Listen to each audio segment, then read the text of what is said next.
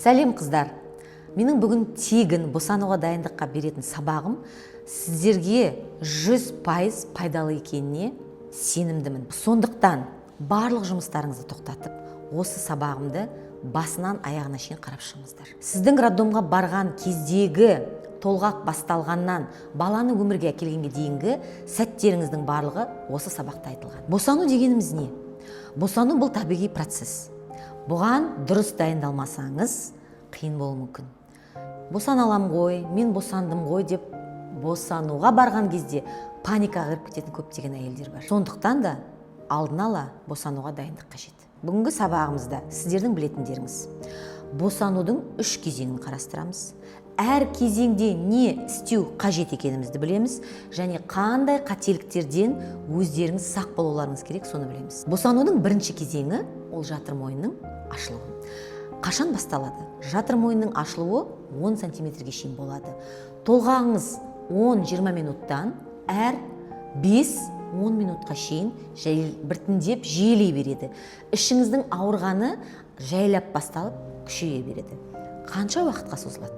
Бірінші босанушы әйелдерде 10-12 сағатқа, қайта босанушы әйелдерде 6-8 сағатқа созылады. Не істеуіңіз қажет? Осы босанудың бірінші кезеңінде дұрыс демалу қажет.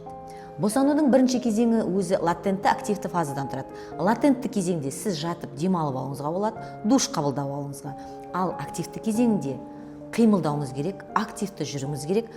Ең бастысы паникаға түспеу керек және де демалу техникасын білуіңіз қажет. Не жасауға болмайды? Бірінші кезеңде ертерек күшенуге болмайды. Қатты айқайлауға болмайды. Себебі сіздің энергияңыз, күшіңіздің барлығы босанудың екінші кезеңіне қажет.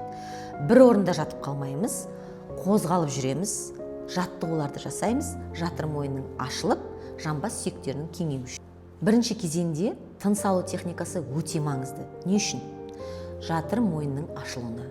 Егер де сен дұрыс демалмасаң, жатыр мойынның 10 сантиметрге дейін ашылуы болмайды. Менің курсымда тыныс алу техникаларын жатыр мойынның ашылуына қандай әсер етеді жайында біле аласыз. Жатыр мойны 10 сантиметрге шейін ашылып, босанудың бірінші кезеңі аяқталып, біз екінші кезеңге көшеміз. Екінші кезең ол күшену. Қашан басталады? Жаңағыдай айтқандай 10 сантиметрге ашылып, баланың басы төмен түскенде екінші кезең басталады.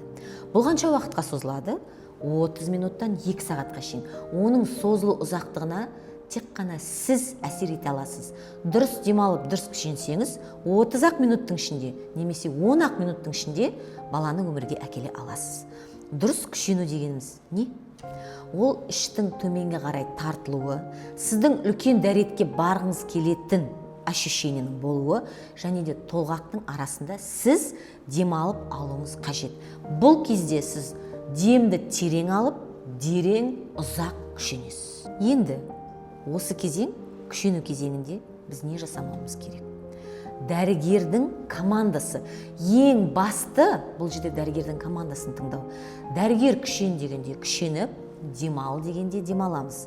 Егер де сіз дәрігердің айтқанын тыңдамай, ерте күшеніп қойған жағдайда баланың басына қан құйылу немесе жыртылыстар болу мүмкін. Сондықтан да менің курсымда денеңізді қалай бос ұстау керек, қалай дұрыс күшену керек жайында керемет техникаларды үйрене аласыздар. Енді сіз балаңызды өмірге әкелдіңіз. Бұнымен босану әлі аяқталған жоқ.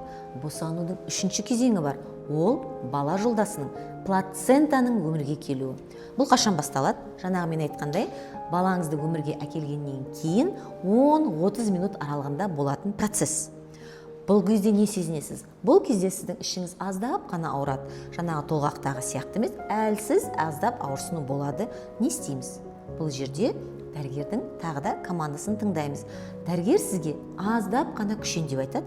Сол кезде күшенеміз. Бұл неге маңызды? Қан кетуді алдын алу үшін өте маңызды процесс.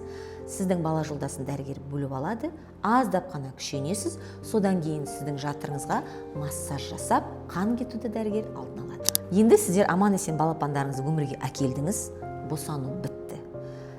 Бірақ та осы босану барысындағы сіздердің жасайтын қателіктеріңіз және қандай қауіпті белгілер бар, сол жайында айтайын. Бірінші, қан кету мүмкін.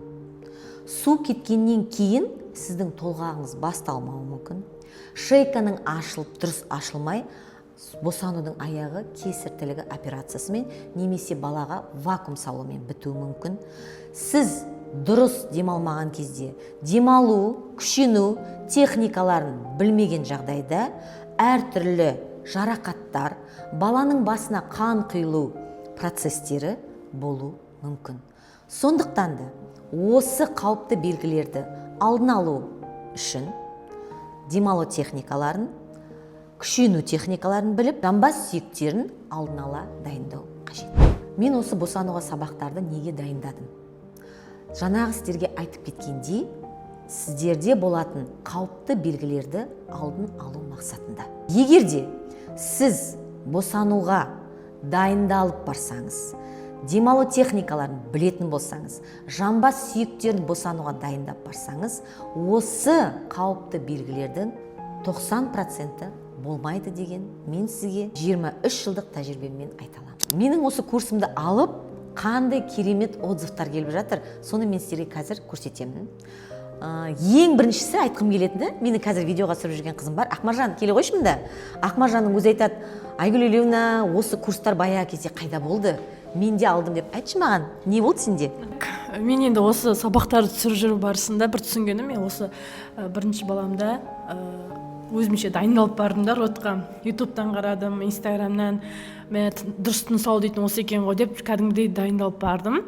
Бірақ мен дайындалып барғанмен осы сабақтарды қарап отырып, дайындық деген ол емес екен ғой деген түсініп жатырмын да. Сіздің сабақтарыңыз там роддомға дейін шейканы қалай дайындау керек, роддомда бірінші кезең, екінші кезең дейтіндер вообще барған жоқпын.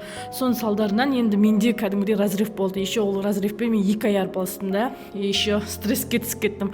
Сондықтан дайындық деген басқаша болады екен, тегін сабақтар емес екен тек қана. Қыздар, осымен мен бүгінгі сабағым аяқталды. Егер де бір пайдалы кеңес алсаңыздар, WhatsApp-қа кері байланыс беріңіздер. Қыздар, енді менің осы курсым жайында мен сізге қысқаша мағлұмат айтып берейін.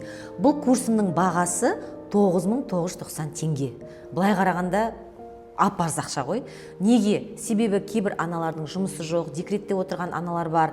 Солардың барлығын ойланып барып, осы бағаны төмен баға қылдым. Себебі басқа жерлерде курстардың барлығының бағасы 50 мыңнан 100 мыңға шейін барады.